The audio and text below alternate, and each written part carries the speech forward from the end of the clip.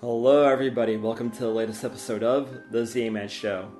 Why do people hate Sonic so much? It feels like whenever I go online to somewhere like say Reddit or Facebook or YouTube, whenever they bring up Sonic the Hedgehog, it's usually in fairly negative terms. Sometimes saying stuff like, man, why does Sega keep putting out Sonic games? They never should have continued the series past the Genesis. Was Sonic ever good in the first place? And as someone who grew up with the franchise, it hurts, it really hurts. I grew up with the Sonic franchise, as you can plainly see, and I have a soft spot for Sonic as a whole. But I think there's a few reasons why people don't like Sonic that much. Maybe people didn't grow up with a Sega like I did, so they don't have that nostalgia toward the series like I do. Maybe there's a bias out there against Sonic or Sega. After all, Sonic is Sega's biggest franchise right now, and despite being their biggest franchise, there really hasn't been a baseline level of quality as opposed to, say, something like the Mario franchise. A lot of the Sonic games out there, while not horrible, they're just kind of average at best, with a few flat-out duds in the mix. And don't get me wrong, there are some gems, and yes, Sonic Lost World is a gem. It's just buried underneath a tidal wave of just average games. But the one game I want to talk about today is Sonic Adventure 2. After all, it is the first major Sonic game to release on non-Sega platforms, so a lot of people do cite it as their favorite Sonic game. For me personally, I can never decide if I really like the game or if I really hate the game. Maybe nostalgia's blinding me, or maybe I'm just kind of reading into the opinions online so much. So I decided to put all that away, dial back my nostalgia a little bit, and take a look at Sonic Adventure 2. Did Sonic Adventure 2 suck, or does it suck, as it says in the title? Let's take a look. I don't have a physical game because I'm playing it digitally on my PS3, so let's go.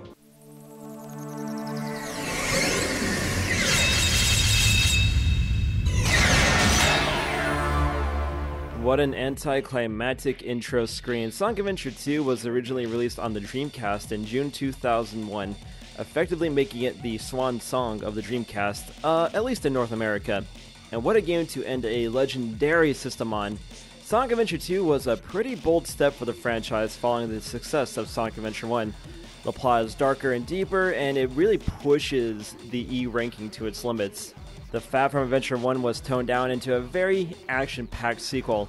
There are two paths to take, saving the world or destroying it. And for the first time in the mainline Sonic series, Eggman, the main bad guy, the arch nemesis of Sonic, is playable. The stakes were high, and the results are a bit of a mixed bag. To me, at least. When I think of Sonic Adventure 2 these days, I think it's a game of extremes. But what do I mean by that? The extreme attitude? The extreme edge? Well, yes to both, obviously, but what I mean is that there are points in the game that are absolutely amazing, but there are parts of the game that make me want to break the controller in two and make me want to go back in time to genital slap Izuka right in the jaw. In a previous video, I mentioned that Sonic Adventure 2 reaches some amazing highs, so let's talk about that first.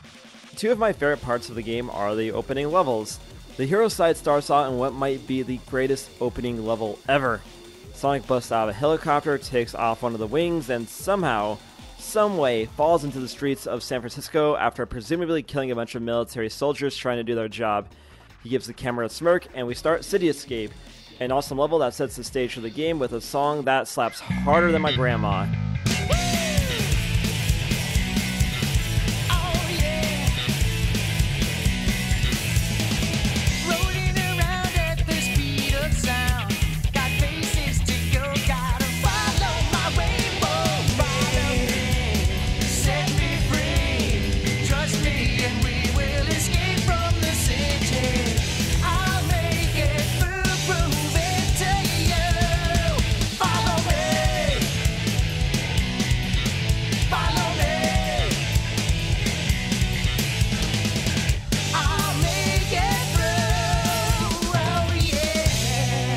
Dark side is no slouch either. Eggman starts by shooting down everything and everyone in his path at the gun military complex, blasting all that stand against him.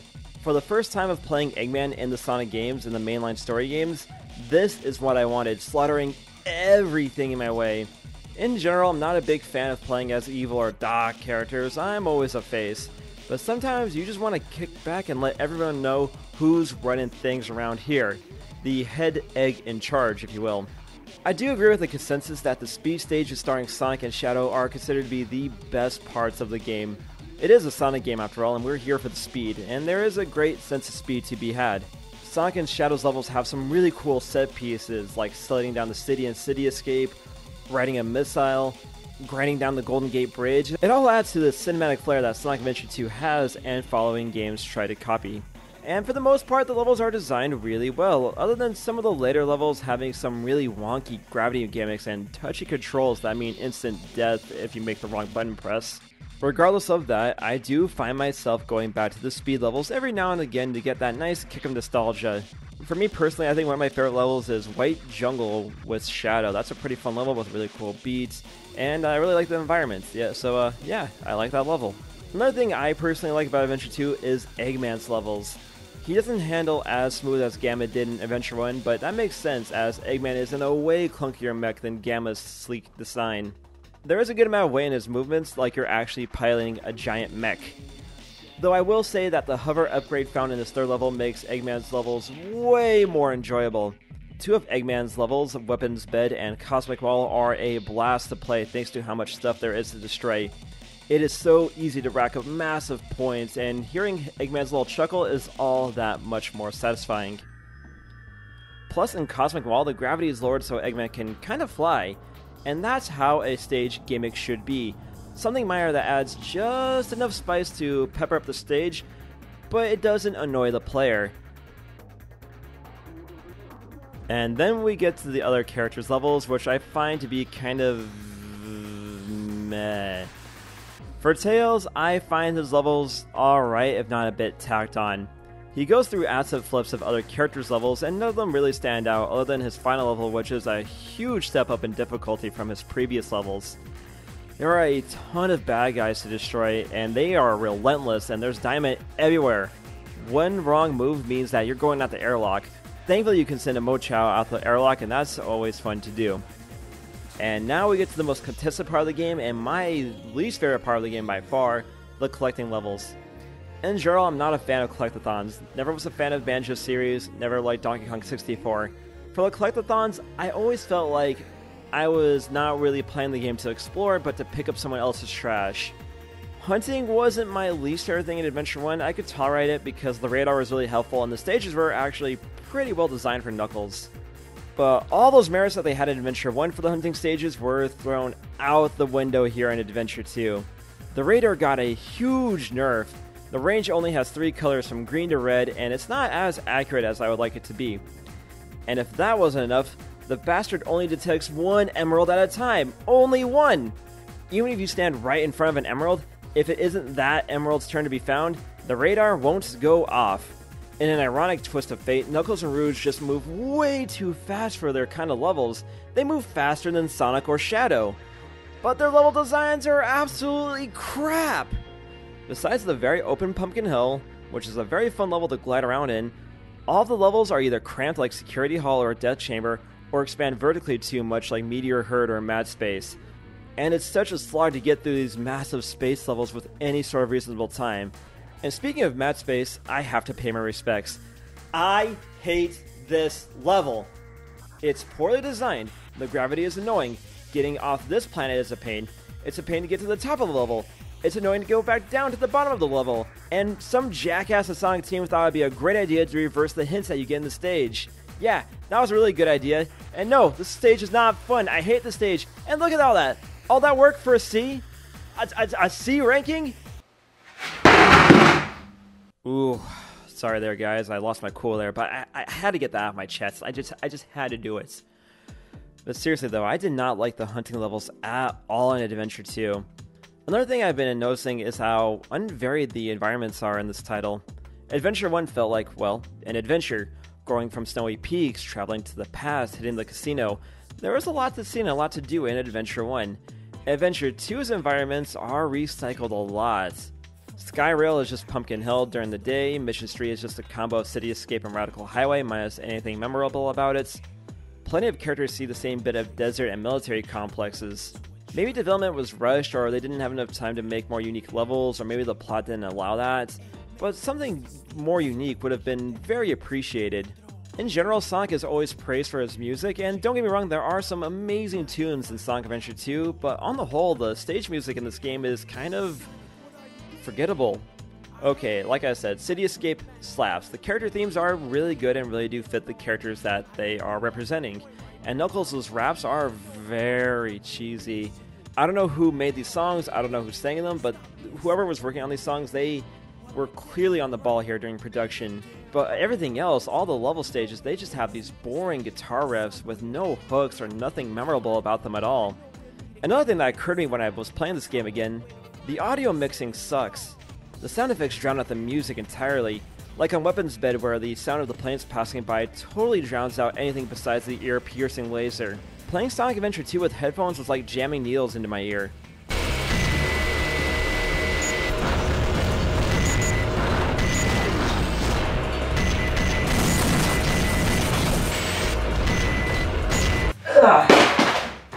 I've gotta stop throwing things in my apartment. I do commend Sonic Team for at least attempting to make a more serious plot with Sonic, and it's not like the series hasn't tried this before. The attempt in Sonic Adventure 2, while admirable, is pretty cringe on the whole. The whole plot starts because everyone gets Sonic and Shadow confused for each other despite having different quills, shoes, running styles, and, I don't know, their colors. And no matter how hard you try, it's hard to have furry cartoon characters say lines like this like it's going to be the Citizen Kane of video games. By mankind. Not many people know that the Ark contained a top-secret research facility where weapons of mass destruction were being created. Even with the stilted voice acting and overlapping lines, there are some scenes where the cast really pulls it together. A scientist like him. What? Did he really mean to destroy us? I don't know, but what I do know is we all did it together! Until Tails ruins the mood with some really bad lines. Just to round this all out, Sonic Adventure 2 is a game I hold very near and dear to my heart, but going back to these days, I can see why people don't like it. Now don't get me wrong, this game is far from an abysmal piece of junk like internet wise guys will have you to believe on their YouTube channels, but at the same time, it fails to achieve the heights of previous games like the Genesis titles, Adventure 1, or games that have succeeded it like, say, Sonic Colors or Generations. It's frustrating but rewarding, ambitious but unrefined, poorly designed yet surprisingly fun, cheesy but memorable, but for all the right reasons. The lows of Sonic Adventure 2 stop it from being one of the gaming greats, but the highs keep it as one of Sonic's best experiences.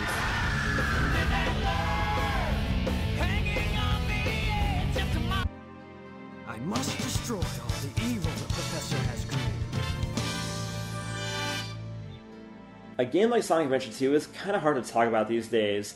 I feel like there's nothing more to be added to the discussion. A lot of people have their opinions about it, a lot of the flaws have been extrapolated upon in much longer videos than this one, and people will have their extreme opinions one way or another. But for me personally, where I stand to answer my own question to the title, does Sonic Adventure 2 suck? And the answer is... kinda. Yeah, it's kind of a mixed bag like I said in the video. There are some amazing moments in the game, but there are some low lows that really drag it down. For me, I look at Sonic Adventure 2 as a great experience, if not necessarily a great game. It's kind of how I look at something like, say, Killer 7, a game that's not really a good game from a gameplay standpoint, but has such a unique story and style that it makes it a great experience, if you know what I'm talking about. And that's how I feel about Sonic Adventure 2. Is it worth playing to this day? Yeah, honestly, it's worth a playthrough. It's not a terribly long game, and it's fairly easily accessed these days. I do like the GameCube version the most, though, so I would recommend checking out that version. So, yeah, Sonic Adventure 2, it's pretty cool. I will say, though, if I do have nostalgia for this area, like if I'm in a nostalgic kick, I'd rather play something like, I don't know, Adventure 1 on the Dreamcast, or maybe even Heroes, or go back to the handled games like Advance 1, or Sonic Color Pocket Adventure on the Neo Geo Pocket Color. Yeah. I'm kind of running out of breath here, and I think that means I should end the video, so we'll just do that right now. Thank you for watching, everybody. Remember to like the video, share the video with your friends, subscribe to the channel if you feel so kind, hit me up on Twitch, Twitter, Instagram at ZMangs, follow me on Patreon if you feel so kind, and I'll see you on the next episode of The Z-Man Show. You gotta go faster, everybody.